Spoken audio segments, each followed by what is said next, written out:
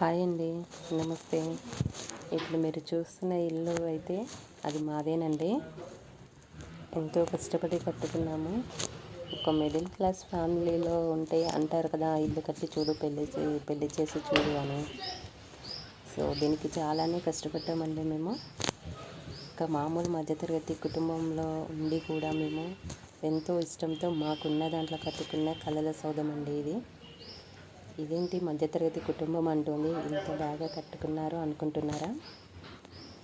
అలా ఏం లేదండి. ఒక మిడిల్ క్లాస్ ఫ్యామిలీలో ఇల్లు కట్టాలంటే ఎంతో ఓర్పు నేర్పు అవసరమండి. పైసా కూడబెట్టి అంటే మాటలు కాదు. ఇప్పుడున్న పరిస్థితుల్లో వైఫ్ అండ్ హస్బెండ్ వర్క్ చేసినా కూడా గడవట్లేదండి. పిల్లలు, బరువు, బాధ్యతలు అన్నీ చూసుకుంటూనే మనం అన్నిటినీ చూస్తూనే ఒక ఇంటికి బడ్జెట్ అనేది సమకూర్చుకోవాలంటే చాలానే కష్టపడాలి. మళ్ళీ కన్స్ట్రక్షన్ స్టార్ట్ చేశాక కూడా ఒక అమౌంట్ అనుకొని మొదలు పెట్టాక అది అనుకున్న దానికంటే ఎక్కువే అయ్యిందండి. సో మధ్యలో చాలానే ప్రాబ్లమ్స్ వచ్చాయి మాకు. అయినా కూడా ఎక్కడ ఆపకుండా మేము దాన్ని కంప్లీట్ అయితే చేసేసాము. ఇప్పుడు పరిస్థితులు అలా ఉన్నాయి కదండి, ఏది తీసుకోవాలన్నా కూడా చాలా కాస్ట్ పడుతుంది. ఇది కంప్లీట్ చేయడానికి ఇంత కష్టపడలేదండి. మాకున్న కాస్త బంగారాన్ని కూడా దాన్ని కూడా నా కలల సౌధం కోసం ఖర్చు చేయాల్సి వచ్చింది. నేను తప్పలేదు, ఏం చేద్దాం. ఇంకా కొంచెం వర్క్ అయితే మిగిలిందండి. సో ఇదైతే పిల్లల కోసం కట్టిన రూమ్ అండి. చాలా చిన్నది, జస్ట్ ఒక బెడ్ మాత్రమే పడుతుంది, అంతకుమించి ఏమీ పట్టదు. కానీ పిల్లలు పడుకోవడానికే కదా, కూర్చొని చదువుకొని పడుకుంటారు కదా అని చెప్పేసి చాలా చిన్నగా అయితే తీసాము మేము.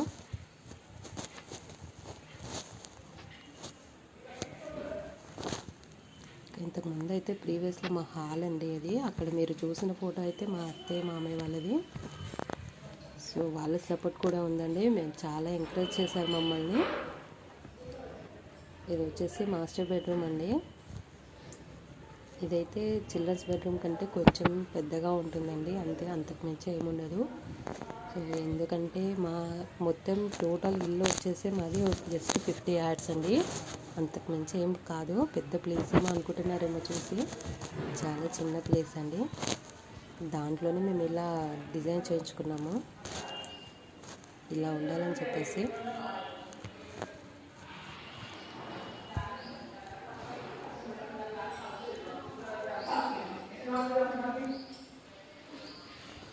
ఇదంతా వచ్చేసి అయితే మాస్టర్ బెడ్రూమ్ అండి. కలర్స్ కూడా వాళ్ళే సెలెక్ట్ చేసేసారు, మాదంటే ఏం లేదు.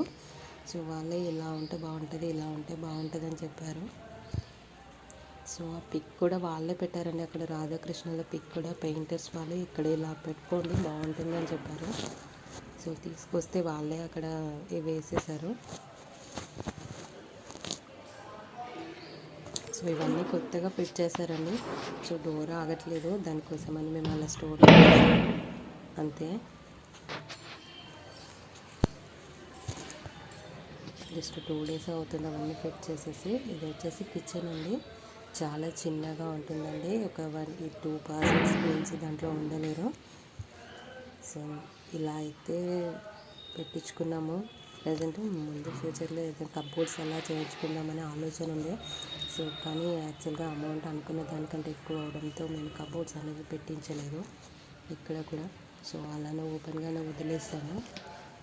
సో మళ్ళీ కబోర్డ్స్ అంటే వాళ్ళు 1 to 2 lakhs వరకు అవుతుందని చెప్పారు. సో ఇంకా వద్దులే, మాకు ఇలానే ఉండనివ్వండి అని చెప్పారు. మేము యాక్చువల్గా దేవుడికి కూడా సపరేట్గా కట్టించుకోవాలి డైరెక్ట్ అని అనుకున్నాము దాంట్లో, కానీ కుదరలేదండి. కిచెన్ చాలా చిన్నగా అయిపోతుందని చెప్పేసి మేము జస్ట్ అదైతే బయట తీసుకున్నామండి. రెడీమేడ్దే 3500 అలా పడింది. సో తీసుకొస్తే వాళ్ళు ఎలక్ట్రిషియన్ వాళ్ళు అలా ఫిట్ చేశారు. సో మాకైతే పర్లేదు, చాలా చిన్నగా ఉంది కాబట్టి సరిపోయింది.